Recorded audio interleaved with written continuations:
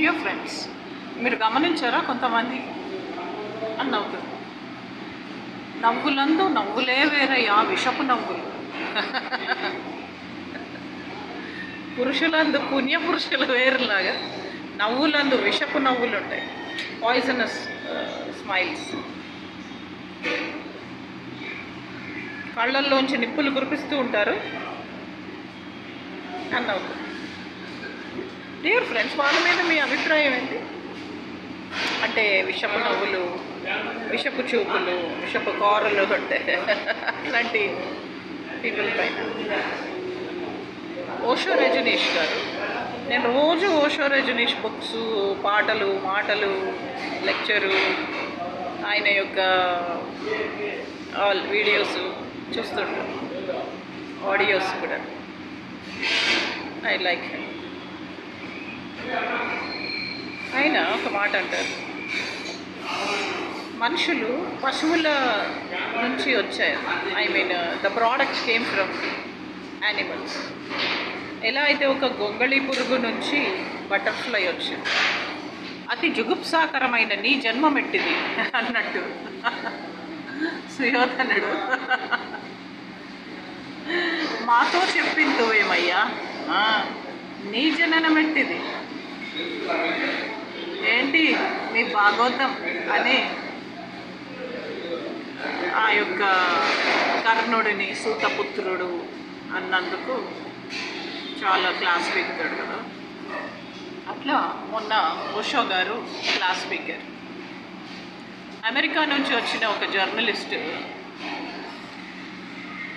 Meditation meditation అంటావు, ఇల్లు ఇల్లు అంటావు, ఇల్లు పేరు చెప్తావు, ఇల్లు ఎక్కడుందే మనస, నీ ఇల్లు వల్ల కాటిలోనే మనస అని అమెరికా నుంచి వచ్చిన ఒక జర్నలిస్టు చాలా మెట్ట వేదాంతం. ఆ మెట్ట వేదాంతం ఈయనకి నచ్చలేదు. అప్పుడు ఆయన అన్నాడు, చార్ల్స్ డార్విన్ థియరీ ప్రకారం కోతి నుంచి పుట్టాడు మానవుడు. అంటే యానిమల్స్ నుంచి అవేర్నెస్ పెరిగి మానవుడు జన్మించాడు. అంటే కోతి నుంచే మానవుడు తయారయ్యాడు. మీరు అడగచ్చు, కోతి నుంచి మానవుడు తయారవడం, అవేర్నెస్ రావడం ఎలా? How is it possible? I you not witnessing ఒక గొంగళి పురుగు, క్యాటర్పిల్లర్, అతి జుగుప్సాకరంగా ఉండే ఒళ్ళంతా ముళ్ళు, నల్లగా, చీదరగా, చిరాగ్గా, జోగా, స్టెప్పిడ్గా, గలీజ్గా ఉంటుంది చూడు, చండాలంగా.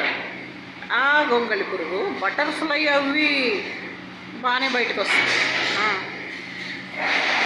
అరే బటర్ఫ్లై ఇంత అందంగా రంగురంగుల సీతాకోక చిలుక.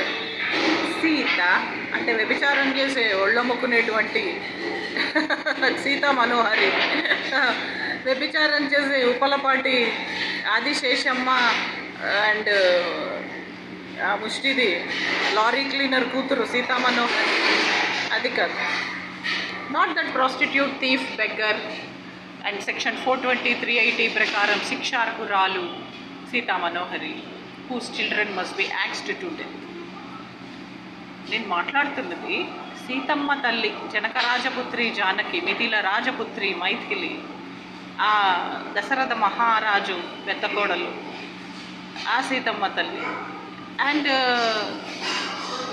నెక్స్ట్ వర్డ్ ఏమో శారీ, 6 గజాల చీర. ఆ తర్వాత ఒక పక్షి. ఏంటిది? నేను 10th క్లాస్ చదువుతుంటే క్విజ్లో అడిగారు. ఒక పేరేమో ఆడపిల్ల పేరు, ఒక పేరేమో మనం కట్టుకునే బట్టల పేరు, ఒక పేరేమో ఒక పక్షి, ఎగిరే పక్షి పేరు. ఈ 3 కలిస్తే ఏంటి? సీతాకోక చిలుక. అంతఃకరణ శుద్ధితో ముఖ్యమంత్రి అయ్యే మెంటల్ క్యాలిబర్, ముఖ్యమంత్రి అయ్యే హోరోస్కోప్, ఒక రాష్ట్రాన్ని ఊపేసి ముఖ్యమంత్రి అయిపోయే జాతకం నేను చెప్పనా? అలా సీతాకోక చిలుక అని చెప్పాను. చెప్పగానే అందరూ పరేషాన్ అయిపోయి, స్టన్ అయిపోయి, కుళ్ళుమోతోళ్ళు ఉంటారు కదా, ఎస్ వాళ్ళు సీతాకోక చిలుక దేని నుంచి వస్తుందమ్మా? బటర్ఫ్లై, క్యాటర్పిల్లర్, గొంగళి పురుగు నుంచి వస్తుంది. అతి భయంకరమైన జన్మది. నాకు చాలా చిరాకు. నాకు ప్రపంచంలో చిరాకు పుట్టేవి రెండు. ఒకటి కాక్రోచ్, దానికంటే ముందు ఫస్ట్ గొంగళి పురుగు. అటువంటి నికృష్టపు గొంగళి పురుగు నుంచి వచ్చే బటర్ఫ్లై రంగు రంగుల సీతాకోక చిలుక ఎంత ఆహ్లాదంగా ఉంటుంది కదా.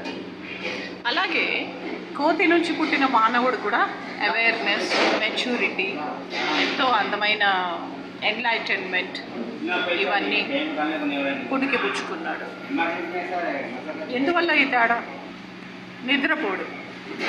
అల్లు పెరుగని సైనికుడు వైఎస్ జగన్ లాగా నిదురపోడు, నిదురించని దేవుడు యెహోవా. అరే యెహోవా నువ్వు ఎవరిపై అంటే నేను ఉన్నవాడను అంటాడు. వాళ్ళకేంటమ్మా ఉన్నోళ్ళు అంటారు కదా.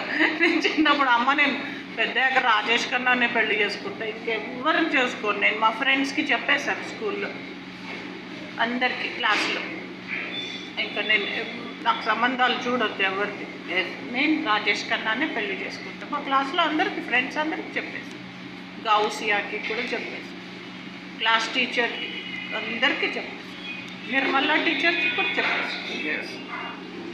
ఆ నిర్మలా టీచర్ ఈమె ఫ్రెండే. తర్వాత చెప్పి మీ అమ్మాయి రాజేష్ ఖన్నాని తప్ప ఎవరిని చేసుకోదట, ఇంకా మీరు సంబంధాలు చూడొద్దు అని కూడా చెప్పేసిందట. అప్పుడు మా అమ్మంది వాళ్ళకేంటమ్మా వాళ్ళు ఉన్నోళ్ళు, రాజేష్ ఖన్నా ఉన్నోడట. అప్పుడు మా ఫాదర్ ఏమన్నాడు తెలుసా, మంచోడు మా daddy, loving nature, darling person. ఏ ఫ్యాండాలోనా so is a darling person. ఆయన అన్నాడు నేను కమ్మ సంఘంలో లోన్ పెట్టి పెళ్లి చేస్తానమ్మా, అప్పు చేసైనా సరే రాజేష్ ఖన్నానే తెచ్చి పెళ్లి చేస్తా, నువ్వు బాధపడకమ్మా. మీ అమ్మ అట్లే అంటది, వాళ్ళకేంటి ఉన్నోళ్ళు, వాళ్ళ పొంద మనకన్నా ఉన్నోళ్ళ ఏంటి, మనంతా ఉన్నోళ్ళు కాదు, వాళ్ళకే ఉండే ఉంటుంది. ఏదో ఒక ఆశీర్వాద్ అనే బంగ్లా, ఆ మాత్రం మనకు లేదా? మనకు కూడా ఉంది. నువ్వు నాకు ఒక్కటే బిడ్డవి, నాకు ఒక్కటే కూతురు అమ్మా, తప్పకుండా చేస్తాను. అలా డియర్ ఫ్రెండ్స్, నేను ఉన్నవాడను అంటాడు యెహోవా. అల్లు పెరుగని దేవుడు, నిదురించని సైనికుడు యెహోవా. వైఎస్ జగన్ కూడా. అసలు వైఎస్ జగన్ చూస్తే నిద్రపోతాడా రోజు? గంట సేమైనా నిద్రపోతాడా? అసలు ఒక గంట అయినా will he take rest, will he sleep? అదే నాకు డౌట్ వస్తుంది. అసలు నిద్రపోతాడు ఆయన నెలకొకసారైనా? నిదురించని దేవుడు నిజంగా.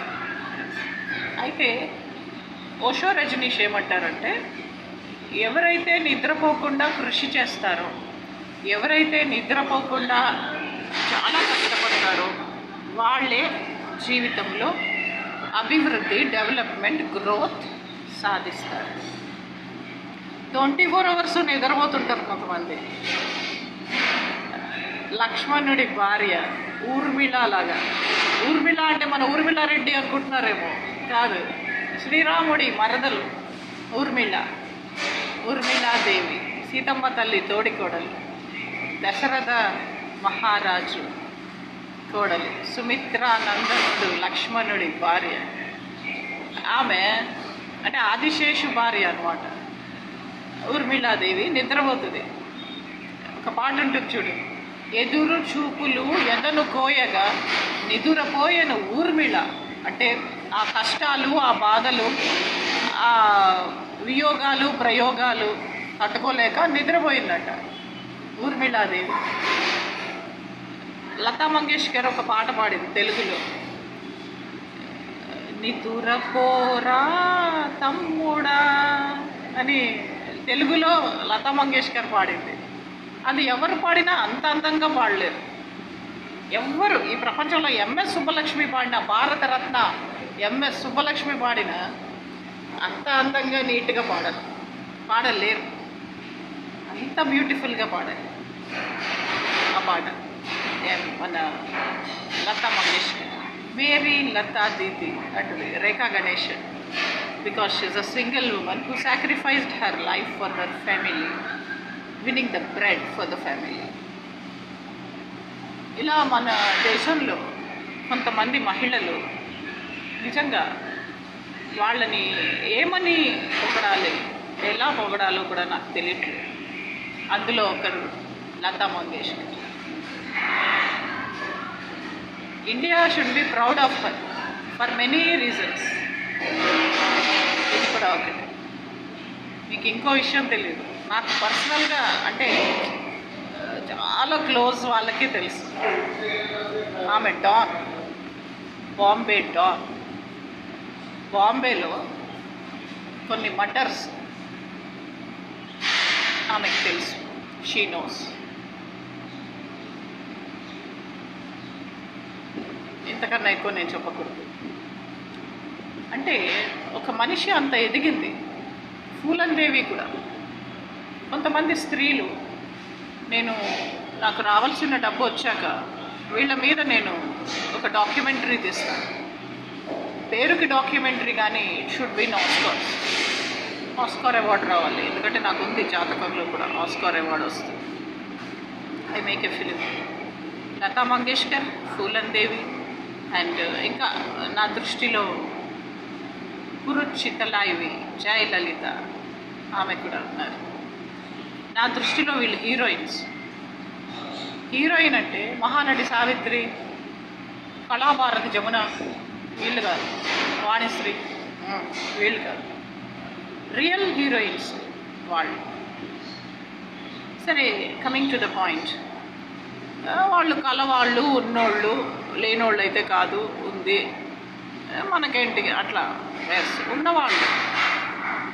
ఈ బటర్ఫ్లై నుంచి అంటే గొంగళి పురుగు నుంచి ఇవాల్వ్ అయినటువంటి బటర్ఫ్లై లాగా కోతి నుంచి పుట్టాడు మానవుడు.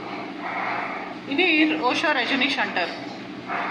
వాళ్ళు కష్టపడ్డారు కాబట్టి అభివృద్ధి సాధించారు కాబట్టి చరిత్రలో ఎప్పటికీ స్వర్ణాక్షరాలతో వాళ్ళ పేరు లిఖింపబడింది. డియర్ ఫ్రెండ్స్, ఇప్పుడు చెప్పండి, బాధల్ని మర్చిపోవడానికి ఏదో మత్తు మందు తాగి, విస్కీ తాగి పడుకోవడం గొప్ప. బాధల్ని మర్చిపోవడానికి ఏదో ఇంటాక్సికేషన్, మత్తు మందులాగా ఆ పెయిన్ని మర్చిపోవడానికి నిద్రని ఆహ్వానించడం గొప్ప. స్లీపింగ్ ట్యాబ్లెట్స్ వేసుకొని పడుకోవడం గొప్ప, లేదా అభివృద్ధి సాధించడం గొప్ప. మీరు అనొచ్చు, మేడం చాలా డబ్బు ఉన్నోళ్ళు, ఇన్కమ్ ట్యాక్స్ ఎన్నో కోట్లు కడుతున్నోళ్ళు, they will be drug addicts because they don't have anything to work hard. ఎందుకు లేదండి? మొన్న కరోనా వచ్చింది, దానికి వ్యాక్సిన్ కనిపెట్టవచ్చు కదా మీరు. కరోనా ఎలా వచ్చింది అంటే వ్యాక్సిన్ కనిపెట్టాలని నాకే అనిపించింది. నేను నా ఫ్రెండ్స్కి ఉత్తరం రాశాను, మీరందరూ ఫ్యాక్షనిస్టులు, ఏం వ్యాక్సిన్ కనిపెట్టలేరా? చూడమ్మా, మేము ఫ్యాక్షనిస్టులు, ఏదో ఆడికి చంపేయడికి లేపేయంటే చేస్తాం, కానీ వ్యాక్సిన్ కనిపెట్టడం మాకు రాదు నాన్న అని చాలా మర్యాదగా లెటర్ రాశారు. మా అన్నయ్యలు అన్నారు, ఇంకొకసారి నువ్వు ఇట్లా వాళ్ళని వ్యాక్సిన్ కనిపెట్టవచ్చు కదా అంటే, కనిపెట్టేది వ్యాక్సిన్ కాదు, వాళ్ళని ఇరిటేట్ చేయకూడదు, వాళ్ళు చాలా పవర్ఫుల్ పీపుల్ అయి ఉండొచ్చు. కానీ నాకు స్నేహితులు ఎంత గొప్పోడైనా ఒక తల్లికి కొడుకే. అలాగే నా స్నేహితులు ఎంత గొప్పోళ్ళైనా బొబ్బ అరుణా చౌదరికి బెస్ట్ ఫ్రెండ్స్.